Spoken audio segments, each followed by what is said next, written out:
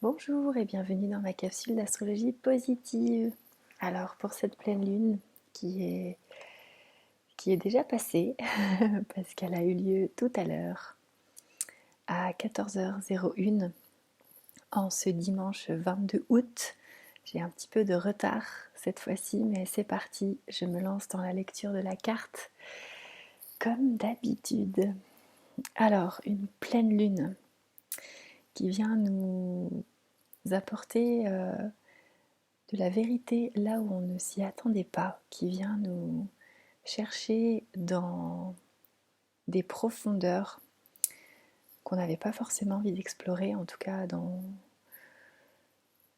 les 2 semaines qui ont précédé cette pleine lune, ou au moins dans la semaine qui a précédé cette pleine lune, et là en étant à son apogée, qui met en lumière euh, des pouvoirs cachés que l'on a pu mettre de côté pendant un certain temps, et qui là aujourd'hui nous apparaissent comme des évidences. Donc voilà, une pleine lune révélatrice de potentiel qui jusque-là était caché ou oublié, mis de côté, auquel on ne pensait pas forcément.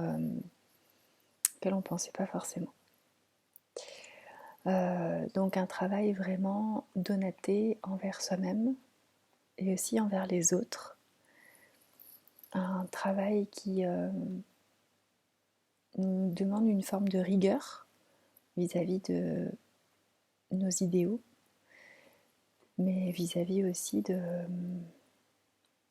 la réalité. C'est un petit peu comme si on nous demandait d'équilibrer réalité avec toutes nos belles idées, nos belles pensées, et de faire en fait un ajustement dans ce qu'on croit être et dans ce qui est vraiment.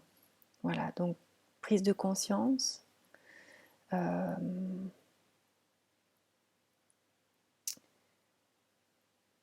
parce que analyse profonde de ce qui se passe en fait dans notre quotidien. Donc voilà pour un premier aspect de cette pleine lune qui finit, qui nous permet de finir un cycle et qui nous ouvre sur de nouvelles possibilités, des possibilités d'amour inconditionnel, des possibilités de se sentir vraiment à sa place en ce monde, de créer un espace qui nous correspond vraiment, d'être en fait dans la possession de nos pouvoirs, dont les pouvoirs qu'on aura pu justement révéler de nous-mêmes, donc le premier aspect dont je vous parlais à l'instant. Donc là, c'est un petit peu comme si on nous invitait à devenir le pacha de notre propre vie et de s'autoriser à être maître dans le domaine personnel, le domaine affectif, le domaine de tout ce qui nous rend sensibles, de ce qui nous rend amoureux, de ce qui nous rend émerveillés de ce monde, de ce qui fait que la vie est belle et facile. Alors une pleine lune qui peut secouer un peu dans les résolutions qu'on prend vis-à-vis de toutes ces prises de conscience et voilà, de toute cette nouvelle réalité en quelque sorte, comme si c'était un petit peu une réalité qu'on avait toujours connue mais que on n'avait pas forcément envie de voir jusque-là. Là on nous dit si, vas-y, garde ton équilibre, avance, même si c'est pas forcément de prime abord évident, mais au plus on balaye en fait les croyances limitantes et tout ce qui nous retient en fait dans des formes de carcans, au plus on se libère de ça et au plus on va devenir des êtres libres et accomplis jusque dans notre quotidien. Le quotidien revient sous une autre forme ici, mais c'est vraiment le fait de se dire en fait je peux faire ce que je veux de la matière. Donc là il y a vraiment à nouveau une prise de pouvoir, mais pas une prise de pouvoir sur les autres, plutôt une prise de pouvoir vis-à-vis de sa propre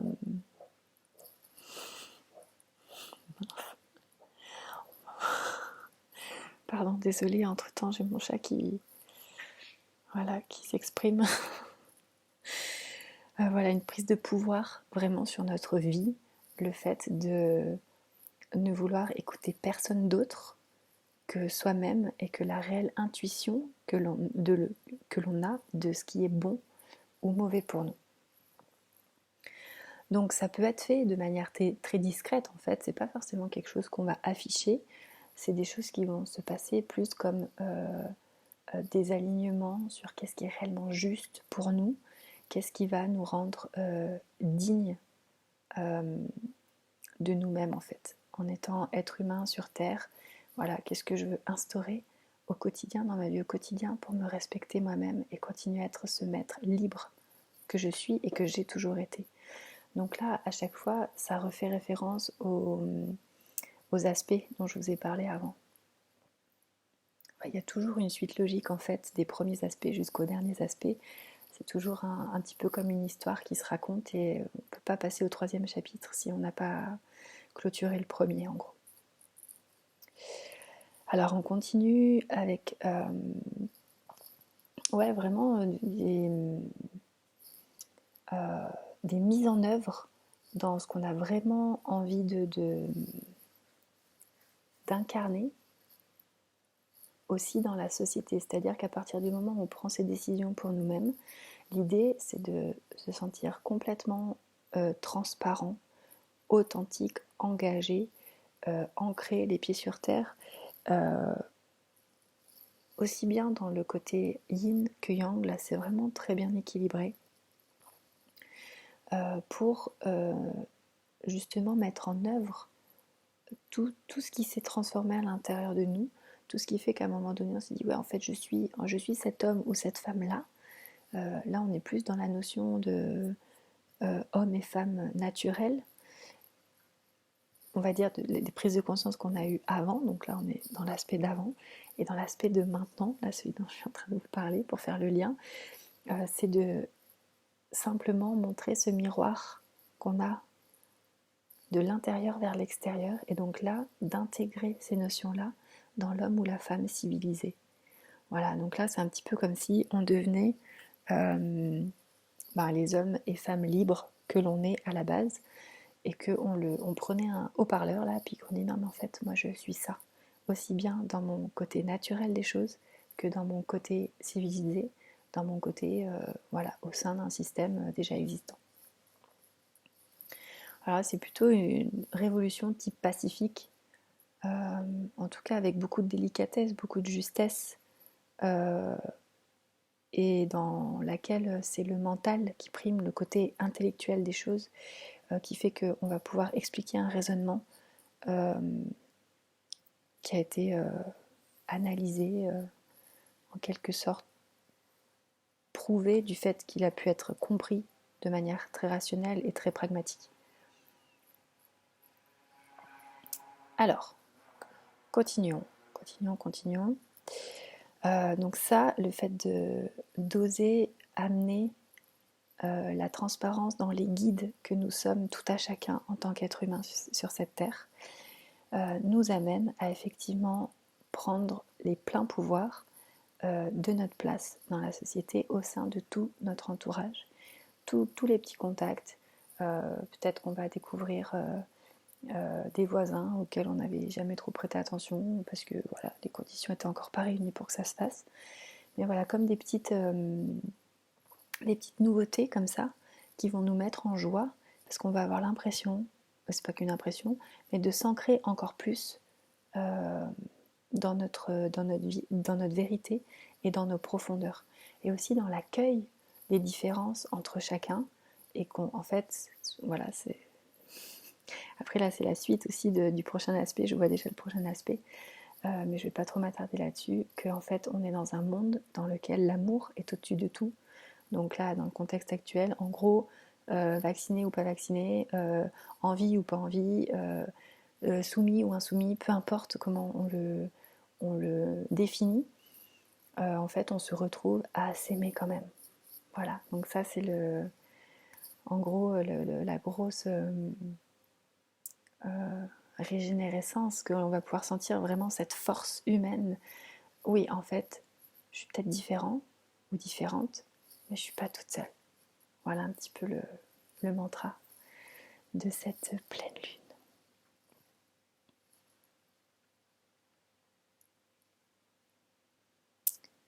Alors, ouais, quand même pas mal de réajustements. Je reviens encore une fois là-dessus, mais c'est parce que ça me remet sur ce même type d'énergie, en fait, d'une autre manière. Là, on est vraiment dans l'accueil de nouvelles vérités. Euh, à nouveau, on se rend compte que finalement, on avait certains décalages entre ce qu'on pensait et la réalité, ou du moins, on change de jumelles, on change de lunettes pour accéder à un autre point de vue. Donc là, il y a quelque chose quand même de très puissant, c'est un petit peu comme si on était dans des formes de renaissance. On renaît à soi-même avec une... On sort d'une mue et puis on a une nouvelle peau dans laquelle on se sent mieux. Donc allons-y gaiement parce que là, on nous envoie en plus le plein d'amour pour s'aimer les uns les autres. Bien sûr, cet amour n'est pas possible du temps qu'on ne s'aime pas soi-même. Donc là, c'est un petit peu comme si on nous autorisait à avoir cette délicatesse envers nous-mêmes, cette indulgence qui nous permettra d'entrer en communication et en amour beaucoup plus facilement avec les autres. Donc là, quelque chose de très agréable, même si on peut être déstabilisé par cette nouvelle forme de vérité, en quelque sorte, des choses auxquelles on ne s'attendait pas, une réalité à laquelle on ne croyait plus peut-être. On se dit, ah mais si en fait c'est possible, en fait c'est ok que ça fasse du bien, même si on se sent chamboulé.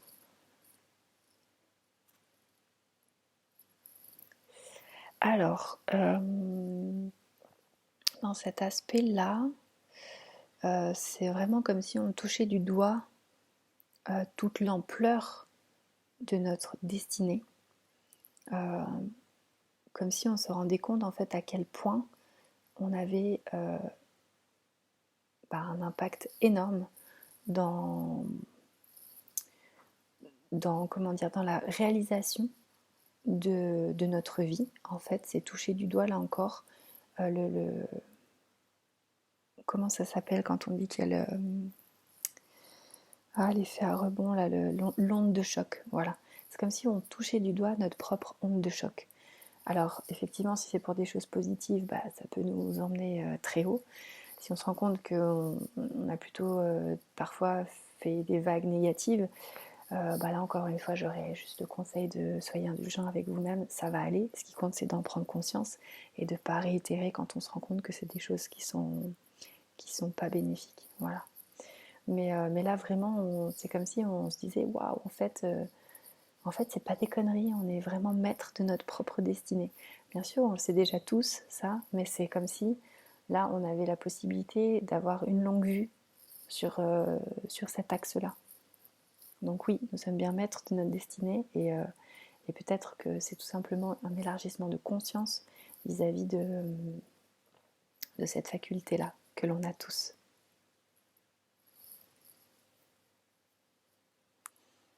Alors,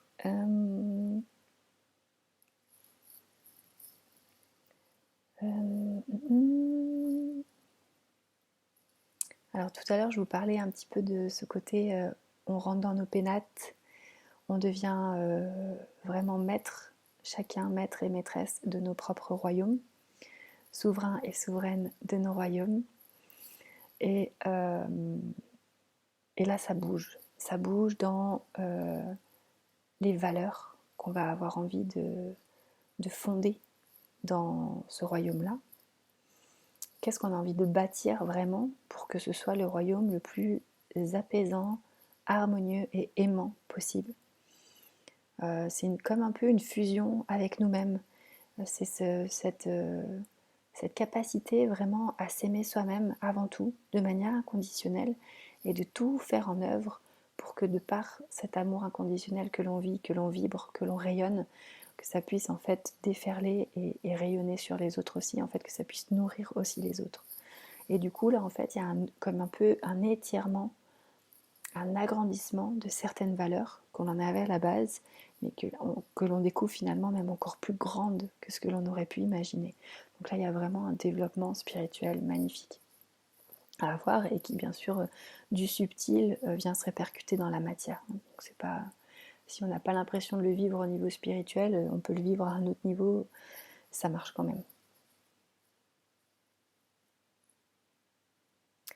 Et donc avec plein de nouvelles idées dans comment mettre en œuvre justement plus de gaieté, plus de joie, plus d'action, plus de partage aussi de mêmes valeurs, l'idée de trouver une place dans la société, à la fois dans notre singularité, mais aussi dans le fait d'avoir vraiment ce sentiment de construire un monde ensemble.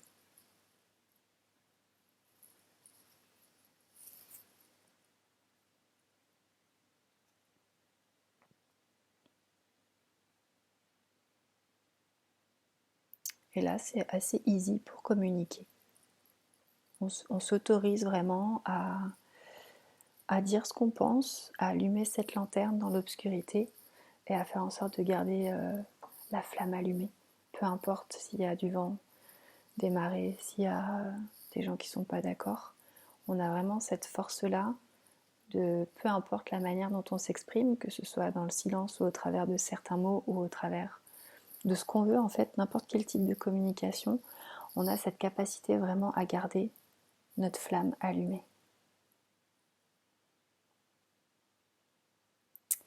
Et pour clôturer cette capsule d'astro-positive, et ben, on est dans une forme d'harmonie et d'invitation avec l'autre dans le fait de créer des partenariats, aussi originaux soient-ils, aussi passionnés soient-ils, sur le long terme. Donc là, on est dans une dimension, créons du beau, du bien, des fondations solides, quelque chose dans lequel on se sent avant tout ami pour le long terme. Voilà, donc après, tout est possible, ça peut être partenariat pro, perso, affectif, ce qu'on veut en fait, mais vraiment, les choses se basent sur, sur des fondations solides et profondes. Voilà, je vous remercie pour votre écoute, pour vos partages. N'hésitez pas à laisser vos commentaires et à me rendre visite sur www.monmonde.net. À très bientôt.